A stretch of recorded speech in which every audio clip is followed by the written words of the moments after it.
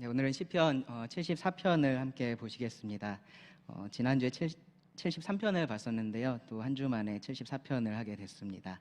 오늘은 주의 크신 이름을 위하여 어떻게 하시려 하나이까 라는 제목으로 말씀을 나누려고 합니다. 구약성경 시편 74편이고요. 주의 크신 이름을 위하여 어떻게 하시려 하나이까 라는 제목으로 말씀을 나누겠습니다.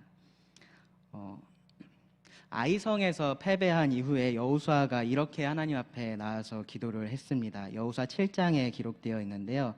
7절부터 보시면은 이렇게 기도를 했습니다. 이르되 슬프도소이다 주 여호와여, 어찌하여 이 백성을 인도하여 요단을 건너게 하시고 우리를 아무리 사람의 손에 넘겨 멸망시키려 하셨나이까. 우리가 요단 저쪽을 만족하게 여겨 거주하였다면 좋을 뻔하였나이다. 주여, 이스라엘이 그의 원수들 앞에서 돌아섰으니 내가 무슨 말을 하오리까. 가나안 사람과 이 땅의 모든 사람들이 듣고 우리를 둘러싸고 우리 이름을 세상에서 끊으리니 주의 크신 이름을 위하여 어떻게 하시려 하나이까 하니. 이 여리고성에서의 그런 놀라운 승리를 맛본 이후에 이 아이성에서의 패배는요, 여호수아와 그 백성들을 아주 충격에 빠뜨렸습니다. 아주 자신만만하게 그 아이성에 올라갔었는데요.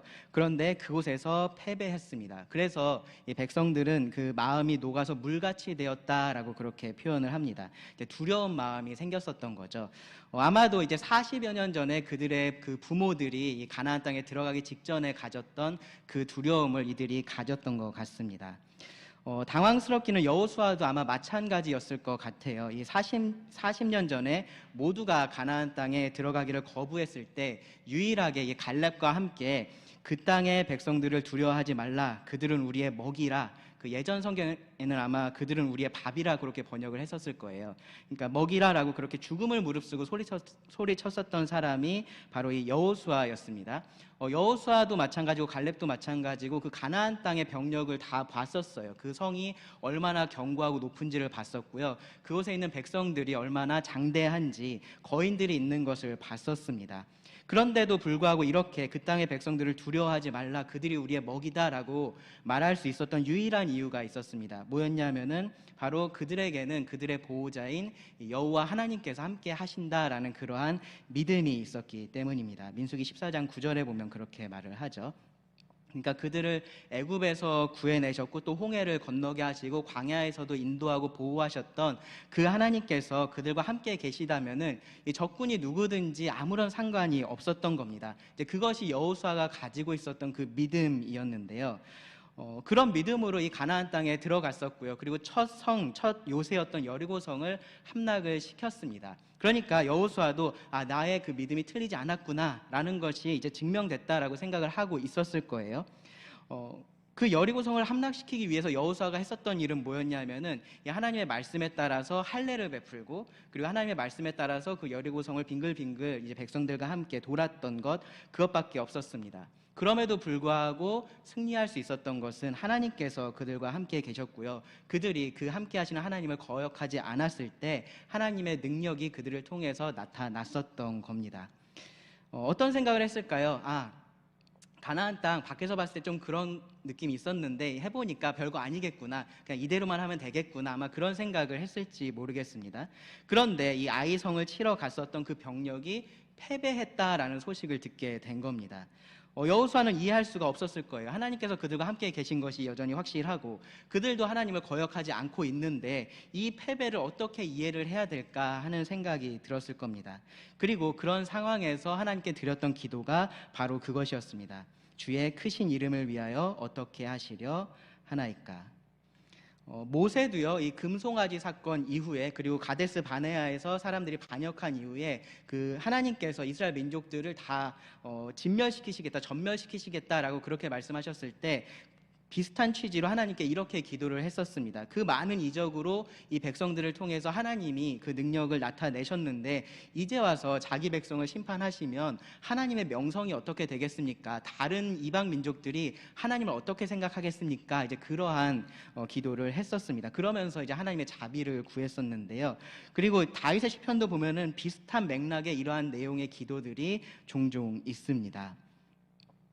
이런 기도가 이제 어떤 면에서 보면 조금 사람 입장에서 약간 하나님 앞에 이렇게 당돌한 것 같기도 하고, 또 어떤 면에서 보면은 조금 더 나쁘게 말하면은 이제 자기가 원하는 것을 얻기 위해서 좀 하나님을 이렇게 논리적으로 좀 몰아붙이고 하나님을 좀 이용하는 거 아니야? 하나님 크신 이름 위해서 어떻게 하실 거예요? 약간 그런 식으로 이야기하는 것처럼 그러한 느낌이 들 수도 있습니다. 그런데 가만히 생각해 보면은 이제 그런 것에 하나님이 이용당하실 분은 아니시겠죠. 그리고 또 그런 기도를 한 사람들도 어떤 사람들인지를 보면은 모세나 여호수아나 다윗과 같은 사람들을 보면은 그들이 그런 잘못된 동기를 가지고 그렇게 기도했다라고 말하기는 어렵습니다.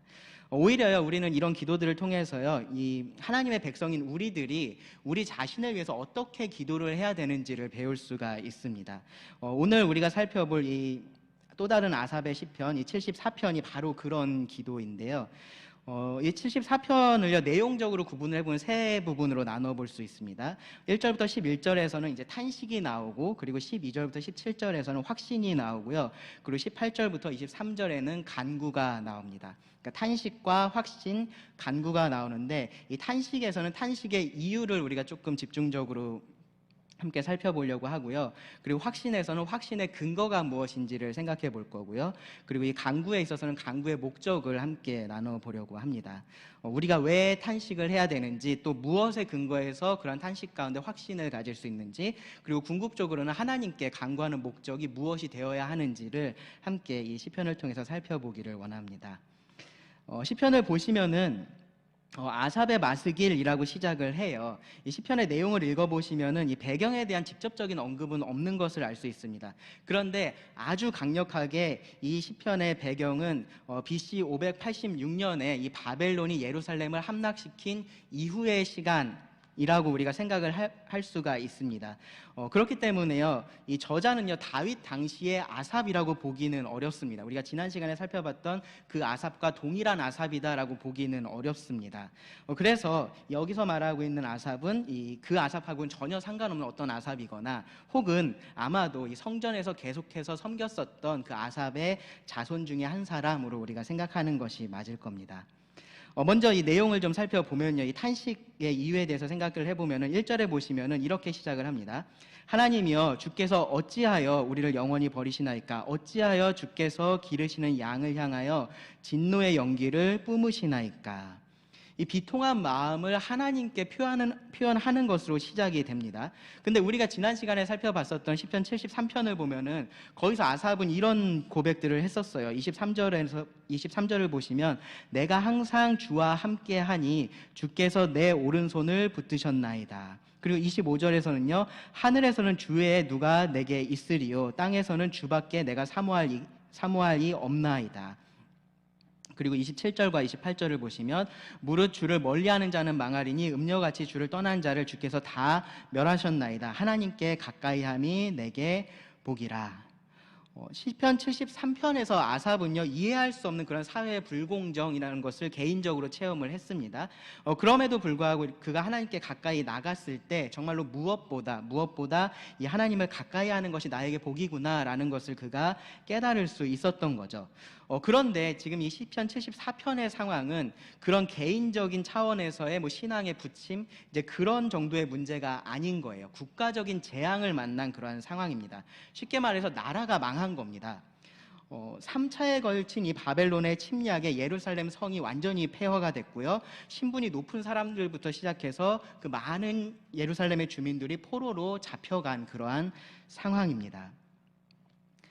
생각해보면요, 바벨론은 그 당시에 대국이었고 이 주변의 나라들을 차례차례 점령을 하면서 그 세력을 넓혀가고 있었던 그러한 상황이었습니다. 이제 그런 면에서 보면은 이 예루살렘이 함락된 것, 그 유다가 함락된 것도 이제 당연히 벌어질 일 정도로도 생각을 할 수 있는 그러한 일들이에요.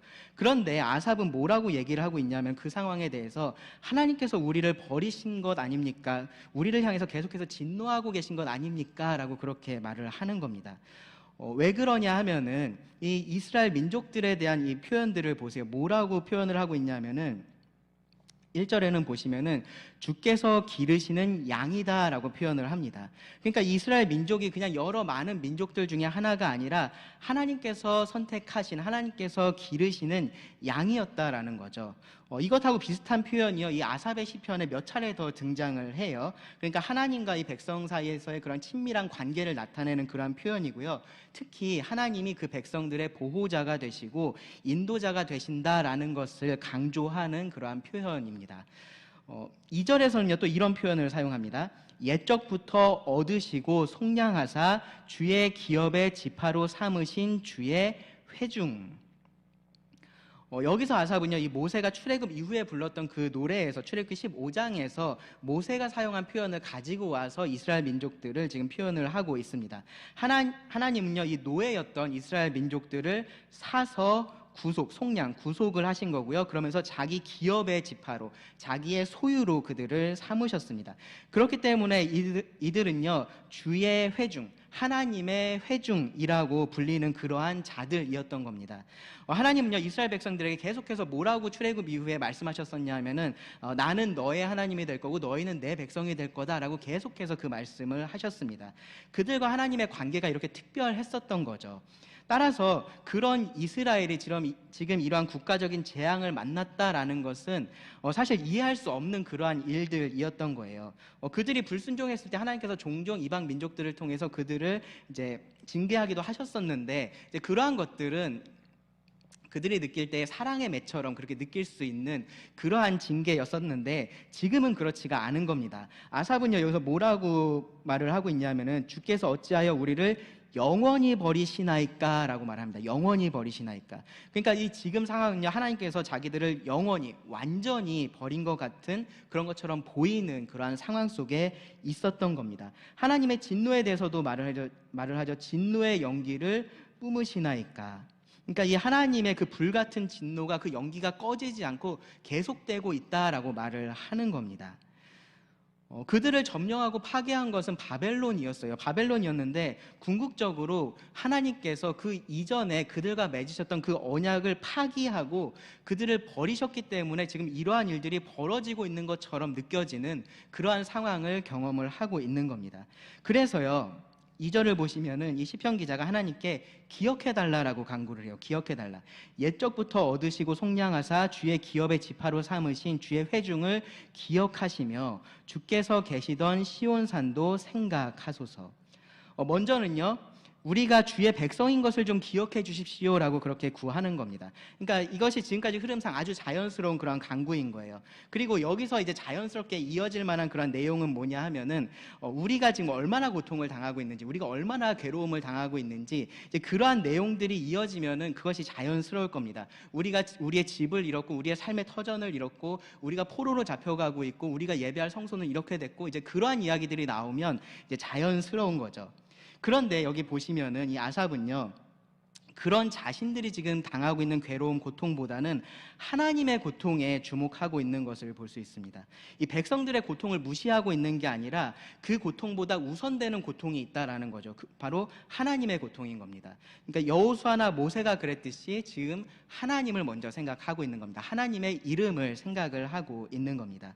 그래서 뭐를 생각해 달라고 하냐면은 주께서 계시던 시온산, 주께서 계시던 시온산도 생각하소서라고 구합니다. 하나님께서 그 이름을 두셨던 곳인 거죠. 하나님께서 그 임재를 나타내셨던 곳입니다. 예루살렘, 시온산, 이 성전의 상태가, 이 성소의 상태가 어떠한지를 하나님 생각해 주십시오라고 구하는 겁니다. 3절을 보시면요, 영구히 파멸된 곳을 향하여 주의 발을 옮겨 놓으소서. 원수가 성소에서 모든 악을 행하였나이다. 그러니까 여기 표현들을 보시면요, 성소하고는 어울리지 않는 표현들이 나와요. 영구히 파멸된 곳이 성소를 지금 지칭하는 표현이고요. 그리고 원수가 모든 악을 행하였다라는 표현도 그렇습니다. 그러니까 성소는 거룩한 곳이고요, 그 안에 기쁨이 있는 곳입니다. 죄가 없는 그러한 곳이어야 하는 거죠. 왜냐하면 하나님이 계시는 곳이기 때문에 그렇습니다. 그런데 이 성소가 지금 그렇지 못한 곳이 되었다라는 거예요. 아삽은요, 주의 발을 옮겨 놓으소서라고 구합니다. 그러니까 빨리 가서 한번 보십시오라고 말을 하는 거예요. 실제로 하나님께서 그렇게 하실 필요는 없잖아요, 그렇죠? 근데 지금 그렇게 지금 이 사안이 시급하다, 중요하다라고 이야기를 하는 겁니다. 그러면서 이제 4절부터 실제로 그 원수들이 어떠한 악을 행했는지를 묘사를 합니다. 아삽은요, 이들을 주의 대적이라고 이야기를 하면서요, 이 주의 회중인 이스라엘과 하나님을 동일시하고 그 대적들이 이스라엘과 하나님에게 행한 악에 대해서 보고하듯이 그렇게 기록을 했습니다. 4절 보시면 주의 대적이 주의 회중 가운데서 떠들며 자기들의 깃발을 세워 표적으로 삼았나니. 그러니까 여기서 떠든다라는 것은요, 자랑한다라는 얘기예요. 자랑한다. 그러니까 이 예루살렘을 정복한 이 바벨론 사람들이, 그 군인들이겠죠. 그들이 교만하게 지금 자기들의 힘을 자랑하고 있었다라는 겁니다. 그들의 자랑에요, 하나님과 그 백성들을 향한 조롱과 모욕의 말이 포함됐을 거예요. 10절을 보면 우리가 그것을 알 수 있습니다. 그러면서요, 그들은요, 이 이스라엘 민족의 심장과도 같았던 이 예루살렘의 성전을 회파했습니다. 5절을 보세요. 그들은 마치 도끼를 들어 삼림을 베는 사람 같으니이다. 이제 그들이 도끼와 철퇴로 성소의 모든 조각품을 쳐서 부수고 주의 성소를 불사르며 주의 이름이 계신 곳을 더럽혀 땅에 엎었나이다. 그들이 마음속으로 이르기를 우리가 그들을 진멸하자 하고 이 땅에 있는 하나님의 모든 회당을 불살랐나이다. 그러니까 그 성전이 무너질 때, 예루살렘 성벽이 무너질 때 이제 그때의 모습을 지금 묘사를 하고 있는 겁니다. 그 예루살렘 성전만 무너지지 않았겠죠, 그렇죠? 자신들의 집도 무너졌을 거고 그들의 집도 불탔을 텐데, 그리고 그것 때문에 마음이 아프고 분노가 치밀어 올랐을 텐데, 그것보다 먼저 더 이 아삽의 마음을 아프게 하고 그 분노를 치밀어 오르게 만들었던 것이 뭐냐면은 바로 하나님의 성소를 이 이방인들이 더럽히고 유린하고 있는 이러한 모습이었던 거죠. 그 안에서 이들이 하나님을 조롱하고 모욕하면서 스스로를 자랑하고 있었던 그러한 모습이었던 겁니다. 그러니까 그들이 부수고 불태우고 했던 것들이 단순한 조각품이 아니었고요, 단순한 건물이 아니었던 겁니다. 뭐를 그들이 불태우고 부쉈던 거냐면 바로 하나님의 이름을 그들이 불태우고 부쉈던 겁니다. 주의 이름이 계신 곳을 그들이 더럽혔던 겁니다. 이 말씀을 쭉 계속해서 공부하고 묵상하고 하면서 우리 교회에 이런 일들이 일어난다면 어떨까 하는 생각을 좀 해봤습니다. 여러분 한번 상상을 해보세요. 그냥 이 지역이 이렇게 개발이 되면서 이 유평교회가 다른 곳으로 옮겨가고 이 터에 무슨 그냥 유흥업소 같은 것들이 이렇게 생겨날 수 있을 거잖아요. 좀 그런 생각을 해도 좀 마음이 좀 그런 거예요. 나중에 이곳에 와봤을 때 마음이 어떨까 생각해 보면은 좀 그럴 것 같아요. 그런데 만약에 누군가가 이 교회를 미워해서 아주 의도적으로 여러 계략을 세워서 교회를 쫓아내고 그리고 이 건물을 어떤 사이비 종교에 팔아넘겼다라고 한번 생각을 해 보십시오. 그렇다면 어떨까요? 이 하나님의 진리의 말씀이 선포되고 있던 이 강단이 그대로 있고 우리가 함께 모이고 있던 이 예배당의 자리가 그대로 있는데 이 강단에서는 하나님의 진리가 선포되지 않고 그 사이비 교주의 거짓이 선포되고 있을 겁니다. 하나님을 찬양하고 하나님께 기도하던 소리가 가득한 이 예배당 안에 그 교주를 찬양하고 그에게 복을 비는 그러한 기도들이 가득하게 될 겁니다. 우리가 함께 교제하면서 나누던 그 애찬 대신에 술자리가 벌어지고요, 그 안에서 말도 안 되는 성매매가 일어나고 무슨 마약 거래가 일어나고, 만약에 그러한 상황들을 우리가 이 자리에 와서 지켜보고 있다면 어떨까, 여러분 한번 생각해 보시기 바랍니다. 이 시편을 기록한 아삽이 보고 있었던 장면이 사실 그런 모습이었던 거예요. 그리고 그런 그를 더 힘들게 했었던 것이 자기가 아무것도 할 수 없다는 그런 무력감이었을 겁니다.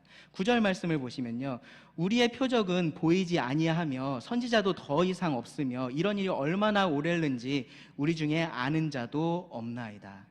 이런 상황을 자기가 바꿀 수 있는 힘이 전혀 없는 겁니다. 그리고 이것이 얼마나 계속될지도 알 수가 없습니다. 왜냐하면 하나님이 침묵하고 계시기 때문에. 그런 답답함 속에서 아삽이 탄식을 합니다. 10절을 보시면 하나님이여, 대적이 언제까지 비방하겠으며 원수가 주의 이름을 영원히 능욕하리이까? 주께서 어찌하여 주의 손 곧 주의 오른손을 거두시나이까? 주의 품에서 손을 빼내시어 그들을 멸하소서. 자, 여기서 이 아삽이 탄식하고 있는 아주 근본적인 이유가 나옵니다. 뭐냐 하면은 하나님이 비방을 받고 있고요, 하나님의 이름이 능욕을 당하고 있기 때문입니다. 이 이스라엘의 패배를 하나님의 패배처럼 그 여호수아가 받아들였었던 것처럼 아삽도 지금 그들이 당하고 있는 이 수치와 조롱을요, 하나님께서 당하시는 것처럼 그렇게 보고 있는 겁니다. 왜냐하면은, 그리고 이것이 틀리지 않은 것이 왜냐하면은 하나님이 그의 백성에게 자기 이름을 두셨기 때문에 그런 거죠. 그들에게 하나님의 이름을 두셨기 때문에 그렇습니다. 그래서 이 10절의 아삽의 질문은요, 여호수아의 질문하고 동일합니다. 하나님이여, 대적이 언제까지 비방하겠으며 원수가 주의 이름을 영원히 능욕하리이까? 주의 크신 이름을 위하여 어떻게 하시려 하나이까? 주여, 이제 그 품에서 손을 빼시고 주를 조롱하고 모욕하는 이 원수들을 멸하여 주소서라고 아삽이 기도를 하는 겁니다. 고통 가운데 아삽이 탄식을 했어요. 탄식을 했습니다. 근데 그 근본적인 이유가요, 자신의 고통 때문이 아니라 하나님의 고통 때문이었던 거죠. 앞서 이 하나님의 이름이 사람들에게 모욕을 당하고 조롱거리가 되는 것, 이제 그러한 것을 말씀드렸는데, 그것을 보고 있는 것이 그에게는 너무나 큰 고통이었던 겁니다. 그런데 여기서 우리가 좀 한 가지 생각해 볼 게 있는데요. 아삽은요, 하나님이 그렇게 되는 것에 대해서 왜 그렇게 탄식을 했을까요? 자기 이름이 더럽혀지고 있는 것도 아니고, 그런데 왜 그렇게 탄식을 했을까요? 앞서서 유평교회의 예를 제가 들어서 말씀을 드렸었는데요. 여러분, 유평교회가 만약에 그렇게 된다면, 정말로 그렇게 된다면 누가 가장 괴로워할까요? 누가 가장 그것 때문에 탄식하고 슬퍼하고 힘들어할까요? 유평교회를 가장 사랑하는 사람이 그렇게 할 겁니다. 유평교회가 그렇게 되었다는 공문이 만약에 다른 교회들에게 이렇게 보내지게 된다면 어떤 사람은 뭐 그것 때문에 안타까워할 수 있어요, 그렇죠? 그리고 어떤 사람은 뭐 안타깝지만 그렇게 됐나 보다, 뭐 그렇게 생각할 수도 있습니다. 뭐 어떤 사람은 그냥 그거 보고서도 그냥 아무렇지 않을 수도 있고요. 어쩌면 어떤 사람은요, 그럴 줄 알았어 라고 생각을 할지도 모릅니다. 그러면서 좋아할 사람도 있을지도 모릅니다. 그런데 만약에 유평에 있었던 성도가 그런 소식을 받게 되면요, 아마 느낌이 다를 거예요. 이 교회와의 관계, 그리고 그 교회에 대한 애정에 따라서 그 반응이 달라지는 겁니다. 아마도 이 교회에 오래 있으면서 이곳에 있는 성도들과 많은 것을 함께 경험하고 했었던 그러한 사람들이 더 많이 괴로울 겁니다. 뭐 꼭 교회에 오래 있지 않았었더라도 이 교회를 사랑하는 사람은 그런 소식을 들을 때 괴로워하게 될 겁니다.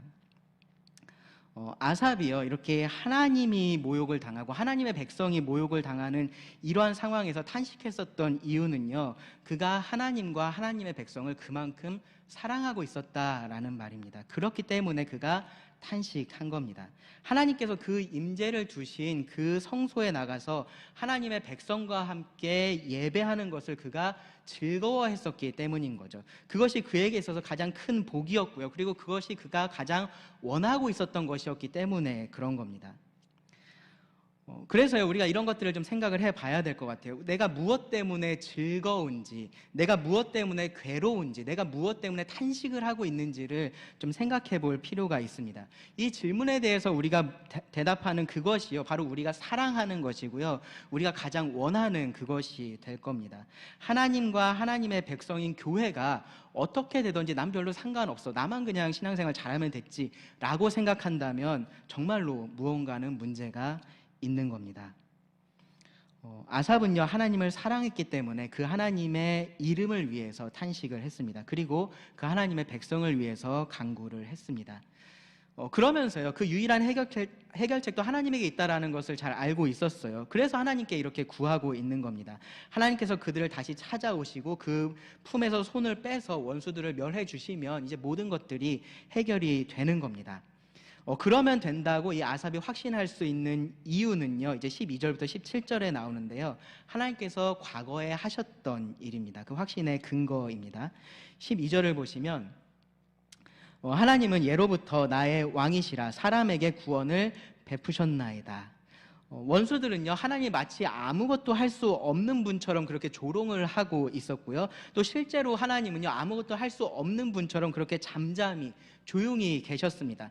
그런데 하나님은 아무것도 할 수 없는 분이 아니시다라는 거죠. 하나님은 주권을 가지신 그런 왕으로서요, 원하시면 언제든지 구원을 베풀 수 있는 그러한 분이시다라는 겁니다. 아삽이 그것에 대한 확신이 있었어요. 왜냐하면 하나님께서 그동안 해오신 일들이 있기 때문에 그렇습니다. 그것들이 하나님을 증명하고 있기 때문에 그렇습니다. 13절부터 아삽은요, 하나님께서 과거에 어떤 일들을 하셨는지를 이제 나열을 하는데요, 여기 말씀에서 아삽이 계속해서 강조하는 게 뭐냐면은 주께서예요. 주께서. 주께서 하신 일들이 이런 일들입니다라는 것을 계속해서 강조를 합니다. 여기 말씀이 구체적으로 무엇을 지칭하느냐에 대해서는 여러 가지 사람들의 생각이 좀 다른데요. 근데 무엇을 지칭을 하든지 간에, 어떻게 이것을 이해를 하든지 간에 이 일은요, 놀라운 일들을 지금 말을 하고 있고요. 그 놀라운 일들을 하나님께서 하셨다라는 것을 아삽이 강조한다라는 거죠. 13절을 보시면은 주께서 주의 능력으로 바다를 나누시고 물 가운데 용들의 머리를 깨뜨리셨으며 리워야단의 머리를 부수시고 그것을 사막에 사는 자에게 음식물로 주셨으며 주께서 바위를 쪼개어 큰 물을 내시며 주께서 늘 흐르는 강들을 마르게 하셨나이다. 이거하고 비슷한 내용을 어디서 찾아볼 수 있냐면 욥기에서 찾아볼 수 있습니다. 이것은요, 이 하나님의 능력을요, 그 당시 사람들에게 익숙한 표현을 통해서 지금 묘사를 하고 있는 거예요. 몇몇 표현들이요, 출애굽을 좀 떠올리게 할 거예요, 그렇죠?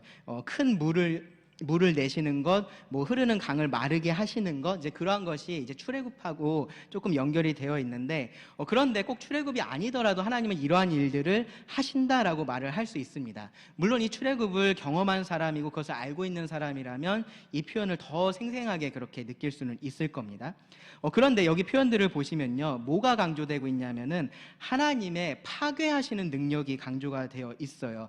여기 표현들을 보시면은 13절에는요, 바다를 나누셨고요, 용들의 머리를 깨뜨리셨고요, 그리고 14절에도 보시면은 머리를 부수셨다라고 말을 합니다. 그리고 15절에는 보시면은 바위를 쪼개시고요, 그리고 강들을 마르게 하십니다. 그러니까 아삽은요, 지금 여기서 말하고 있는 것이 이 하나님께서 그 대적하는 자들을 심판하실 능력이 있다라는 것을 강조를 하고 있는 거고요. 과거에 하나님이 그것을 이미 증명하셨다라고 지금 말을 하고 있는 겁니다. 16절 17절을 보시면요, 낮도 주의 것이요 밤도 주의 것이라 주께서 빛과 해를 마련하셨으며 주께서 땅의 경계를 정하시며 주께서 여름과 겨울을 만드셨나이다. 이 두 구절은 아주 명백하게 하나님의 창조하셨던 그 일을 지금 말을 하고 있습니다. 그 창조하시는 능력을 말을 하고 있는 거죠. 하나님께서 빛을 창조하셨고 땅의 경계도 정하셨습니다. 밤과 낮의 경계를 만드셨고 계절들의 경계를 하나님이 만드셨습니다. 앞선 13절부터 15절에서는 하나님의 그러한 심판하시는 파괴적인 능력이 강조가 됐다면 여기서는 이 창조하시는 능력이 강조가 되어 있는 겁니다. 그러니까 이것이요, 이 아삽이 여전히 하나님에 대한 확신을 가지고 있는 근거인 거예요. 변하지 않으시는 하나님은 여전히 왕이시고 여전히 구원을 베풀 수 있는 분이시다라는 겁니다. 하나님은 아무것도 하지 못해서 지금 이렇게 조용히 그냥 가만히 계시는 것이 아니다라는 거죠. 언제든지 하나님께서 그 품에서 손을 빼기만 하시면 하나님이 아니라 그 원수들이 잠잠해질 겁니다. 하나님의 이름이 다시 영광스럽게 그렇게 빛나게 될 겁니다. 그것을 기대를 하고 있는 거죠. 그런데 사실 이런 확신이요, 이 1절과 같은 탄식의 기도를 만들기도 했을 거예요. 그러니까 왜냐하면 여호수아가 그 아이성에서 패배했을 때 당황했었던 것하고 비슷하게 아삽도 하나님이 여전히 그런 분이신데, 여전히 구원을 베푸는 그러한 분이신데 지금 자신들에게 닥친 이러한 상황을 그렇게 이해하기가 쉽지 않았었던 겁니다. 물론 이 아삽의 경우는요, 자신들의 죄 때문에 하나님께서 이렇게 하신다라는 것을 알고는 있었을 거예요. 그런데 하나님께서 이렇게까지 하실 줄은 아마 몰랐던 것 같습니다. 그래서 하나님이 완전히 우리를 버리신 것 아니냐라고 그렇게 질문을 했던 겁니다.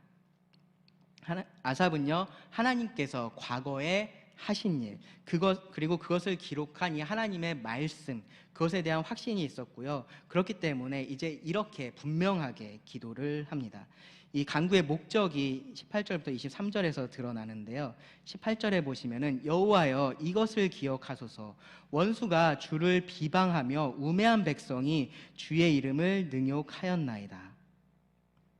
여기서 아주 분명하게 말하죠. 다른 무엇보다도 지금 하나님이 비방을 받고 있고 하나님의 이름이 능욕당하고 있는 것을 기억해 주십시오라고 그렇게 구합니다. 그러니까 이것이 이 기도의 첫 번째 되는 그러한 목적이었던 거예요. 그의 탄식이 하나님의 이름 때문이었기 때문에 그의 간구도 하나님의 이름을 위하고 있는 겁니다. 지금 이 위험에 처해 있는 것은 이 이스라엘의 그러한 안보가 아니라 하나님의 명예가 지금 위험에 처해 있다라고 보고 있는 겁니다.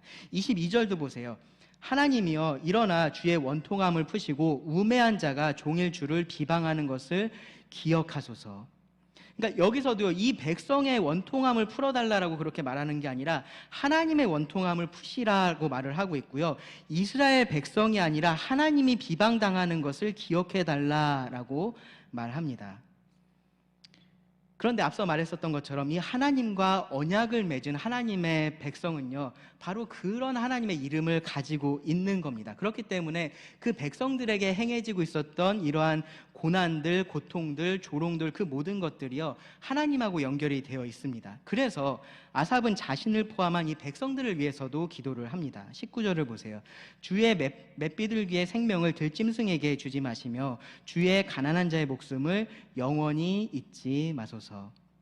이스라엘을 지금 맷비둘기로 비유를 하고 있고요, 바벨론을 들짐승으로 비유를 하고 있습니다. 그러면서 그 둘 사이의 힘의 차이를 지금 대조를 하고 있는 거예요. 그런데 맷비둘기가 됐든지 들짐승이 됐든지 다 하나님의 주권 아래에 있는 것이 동일합니다. 그래서 하나님이 원하시면 이 맷비둘기를 들짐승에게 주지 않으실 것이다 라고 확신을 하고 이렇게 구하는 겁니다. 그렇게 해달라고 구하는 겁니다. 가난한 자의 생명을 하나님께 구해달라고 구합니다. 그러면서 20절 말씀해 보시면 또 이렇게 이어서 기도합니다. 그 언약을 눈여겨보소서. 무릇 땅의 어두운 곳에 포악한 자의 처소가 가득하나이다. 학대받은 자가 부끄러이 돌아가게 하지 마시고 가난한 자와 궁핍한 자가 주의 이름을 찬송하게 하소서. 여기서 이 언약의 관계를 분명하게 언급을 하죠. 그 언약을 눈여겨보소서. 하나님께서 언약을 파기하신 것이 아니라면 지금 이 상황에 하나님 개입해 주셔서 바로잡아 달라라고 그렇게 구하는 겁니다. 그리고 그렇게 할 때 이 황폐화된 이 예배의 터가 회복이 되고 하나님의 백성이 다시 그 하나님의 이름을 찬송할 수 있게 될 것이다 라고 그렇게 구합니다. 궁극적으로 이렇게 간구하고 있는 이유가 거기에 있는 거예요. 다시 하나님을 찬송하게 되는 것, 하나님의 이름이 영화롭게 되는 겁니다. 그러면서 아삽은요, 다시 한번 지금 일어나고 있는 일을 하나님에게 상기를 시키죠. 23절 보시면 주의 대적들의 소리를 잊지 마소서. 일어나 주께 항거하는 자의 떠드는 소리가 항상 주께 상달되나이다. 이 하나님을 찬송하는 소리가 아니라 하나님을 모욕하는 소리가 가득한 이 성소를 하나님 기억해 달라라고 하는 겁니다.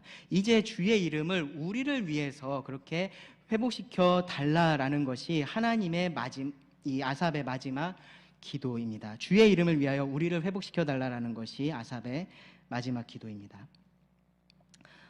아삽의 기도를 정리하면 이렇습니다. 아삽이 탄식했었던 그 이유는요, 하나님께서 이름을 두신 하나님의 백성이 모욕을 당하고 있었고요, 그리고 그것은요 곧 하나님에 대한 모욕이었기 때문입니다. 그리고요 그것은요 더 근본적으로는요 하나님과 하나님의 백성을 사랑했었던 그 아삽의 사랑 때문에 그가 탄식했다라고 말할 수 있습니다.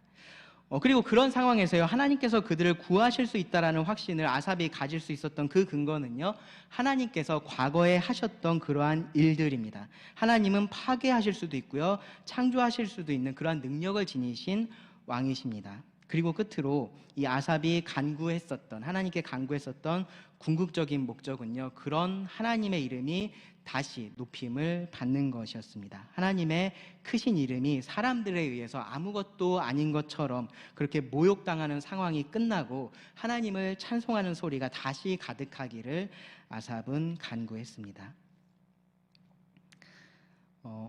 나중에는 뭐 어떤 일이 우리들에게 벌어질지 모르겠지만 지금 우리는 이 시편 74편과 같은 이러한 상황에 놓여 있지는 않습니다.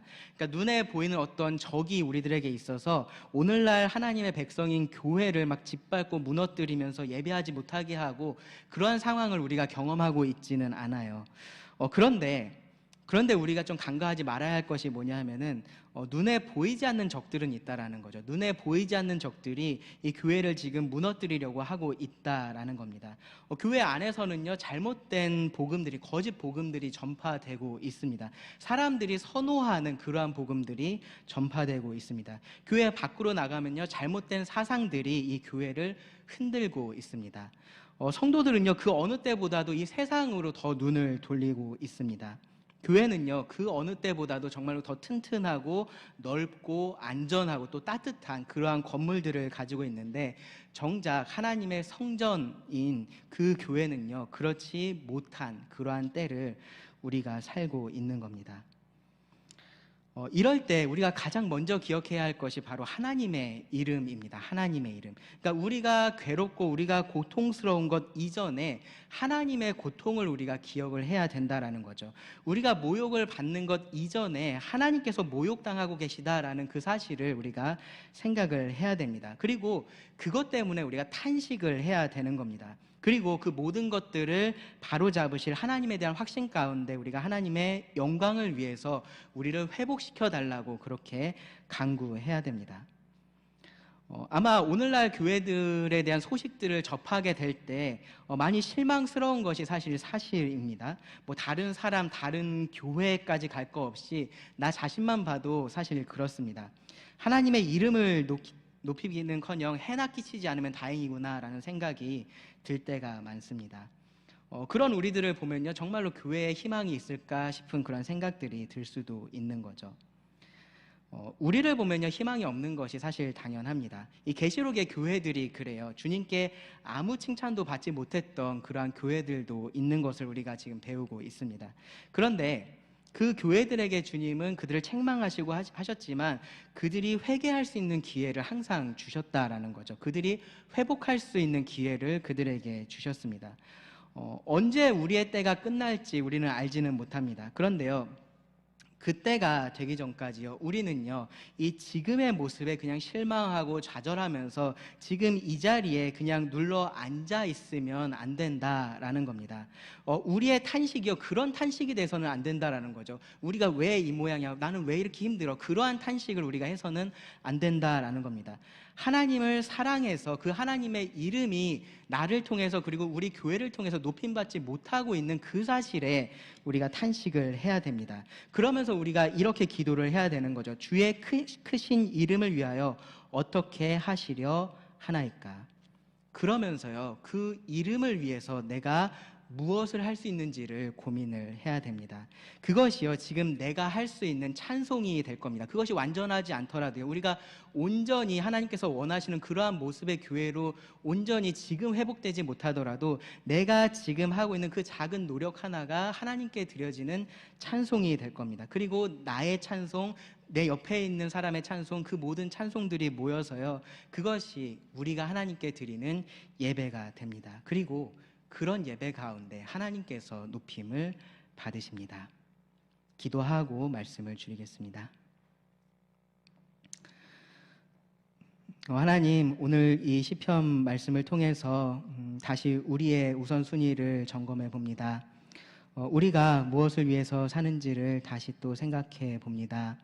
하나님의 크신 이름을 위하여 살아갈 수 있게 하여 주시기를 구합니다.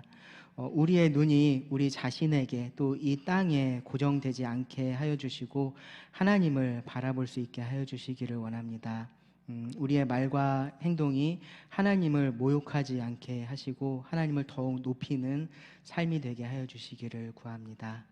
들은 모든 말씀을 주님께 의지하며 예수님의 이름으로 기도드립니다. 아멘.